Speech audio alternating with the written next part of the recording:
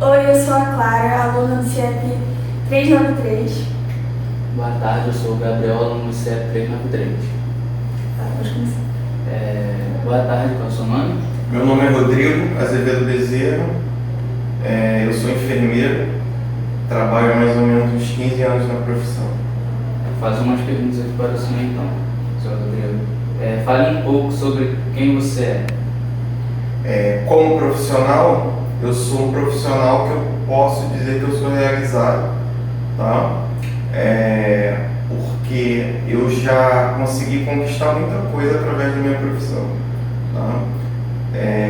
Para isso, eu me mantenho estudando e aprendendo todos os dias, né? Eu me mantenho atualizado, entendeu? Para eu permanecer no mercado de trabalho, tá? Eu sou pai, eu tenho uma filha de 8 anos, sou morador de Rio das Ostras, sou concursado aqui e concursado em Rio das Ostras, tá? Eu trabalho mais ou menos aí de 40 a 60 horas por semana e minha esposa está grávida no momento, tá? Tá gestante, eu vou ter mais uma filha, a família está crescendo e basicamente esse é o Rodrigo. Nos parabéns pela mais uma vida. Obrigado. Qual é a sua formação, profissão? Minha formação profissional, eu sou enfermeiro, né, graduado, e sou pós-graduado em enfermagem do trabalho. Tenho uma outra pós-graduação em CTI adulto, trabalho com paciente intensivo, paciente grave, e também estou terminando uma terceira pós-graduação agora de saúde pública, que é o ramo que eu mais atuo. Eu não tinha essa graduação, essa pós-graduação, isso me incomodava. Eu tenho a prática, eu sei atuar, mas eu aprendi mais com os colegas de trabalho. Aí eu busquei agora uma pós-graduação para eu ter certificado, documento no local que eu estou trabalhando. Por que você escolheu essa profissão, seguir a carreira de enfermagem? Enfermeiro, assim, eu tive um certo empurrão, porque meu pai e minha mãe são técnicos de enfermagem, né?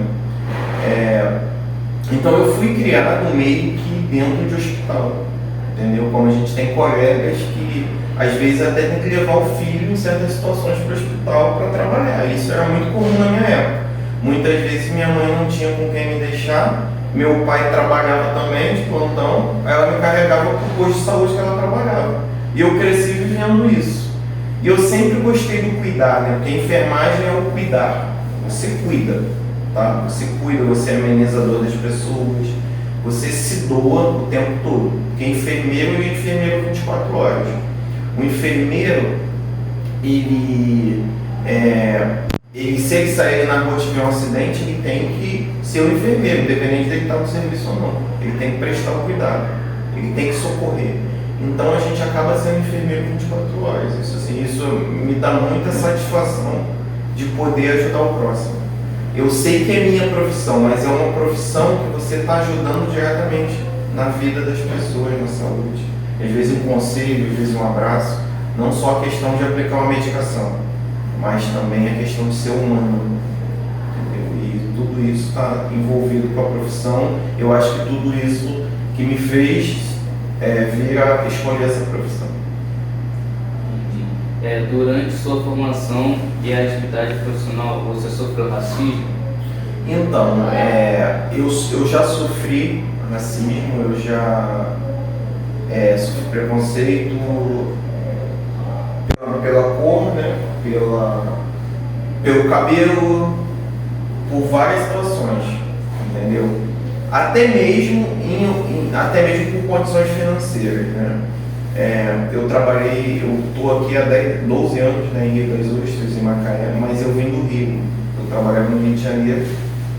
Por algum tempo eu trabalhei na Zona Sul, já trabalhei na Barra, Tijuca, Recreio, e tinha hospitais que a gente trabalhava, principalmente da rede privada, que as pessoas se incomodavam de uma pessoa de cor preta, um enfermeiro preto, prestar o cuidado a ela, entendeu? Então ela ficava incomodada de um profissional diferente, com a diferença das características dela, que ela está acostumada a ter convívio Porque tem gente que realmente, apesar da gente estar num país totalmente com a maioria de cor preta, muitas vezes tem gente que não aceita, não suporta e faz esse preconceito. Então eu já sofri sim.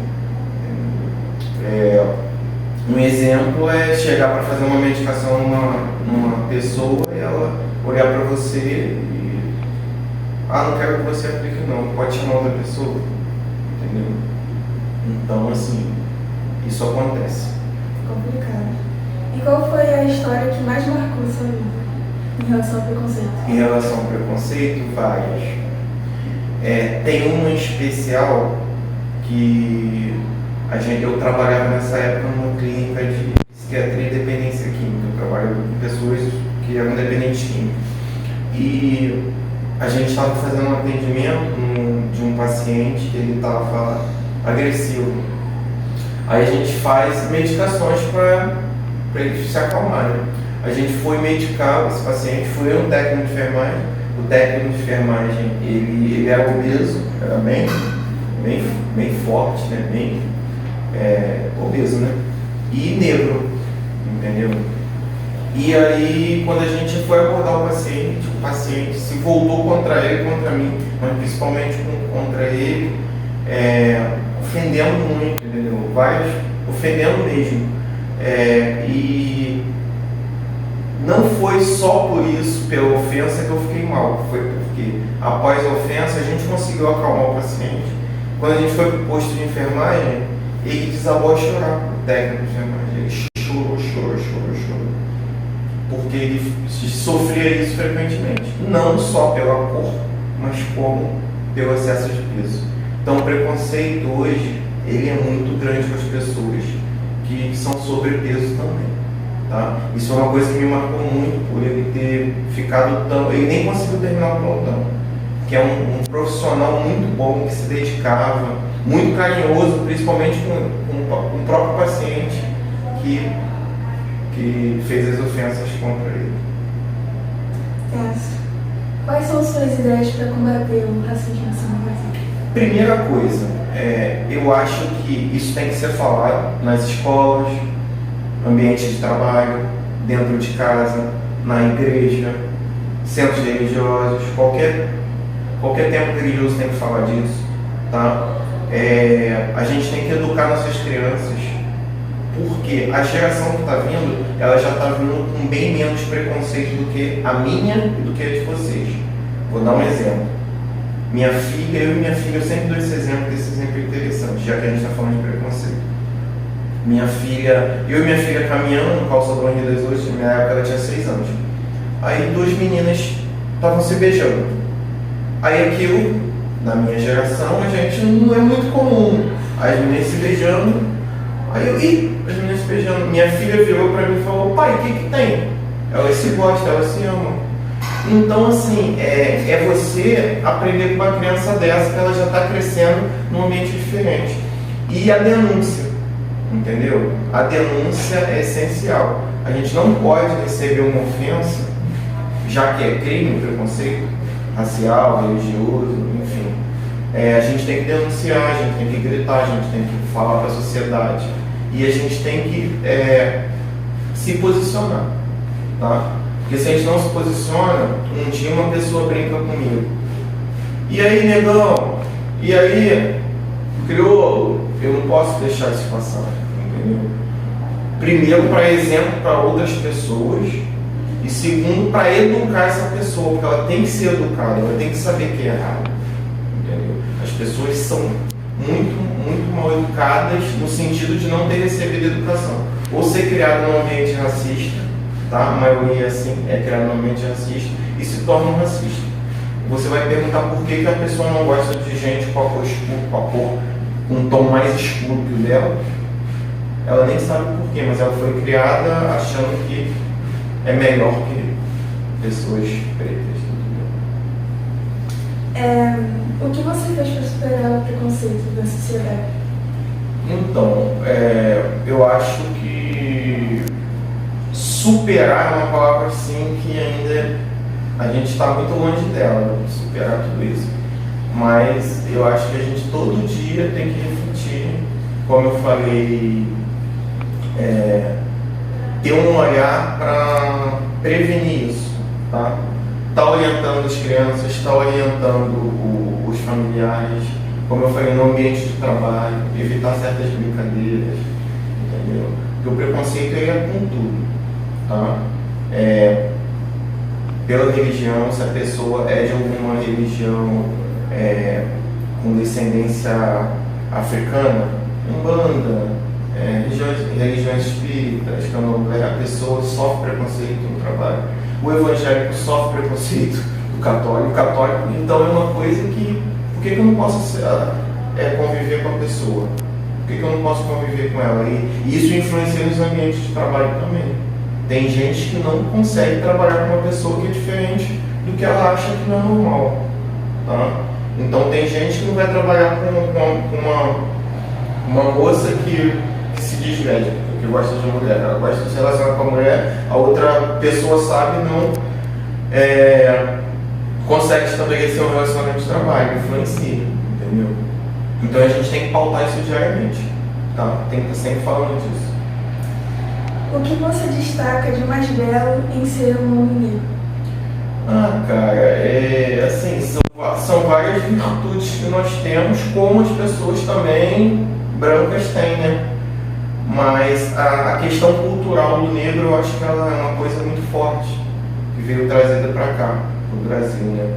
A gente carrega muita coisa bonita em relação à dança, em relação à música, entendeu? Em relação a atletas que assim, têm um desempenho maior, entendeu? Pela genética. Então são várias situações que a gente consegue ter o orgulho da raça. A gente tem cientistas negros, tem professores, engenheiros, todas as profissões. Isso vem melhorando. Na época, hoje vocês possivelmente já foram atendidos por algum médico negro. Na minha época não existia, não era raro, entendeu? Hoje eu trabalho com médicos negros, entendeu? Mas isso aí foi uma mudança de governo, uma coisa que foi se construindo e a gente hoje está em todas as classes, tá?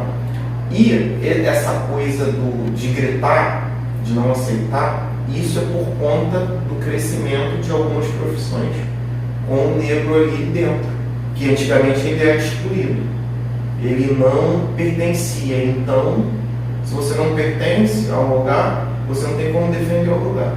Então hoje eu tenho médicos, eu tenho engenheiros, tenho muitos profissionais negros e aí é por isso que essa coisa da luta contra o preconceito, ele vem sendo falado cada vez mais, é um dos motivos também.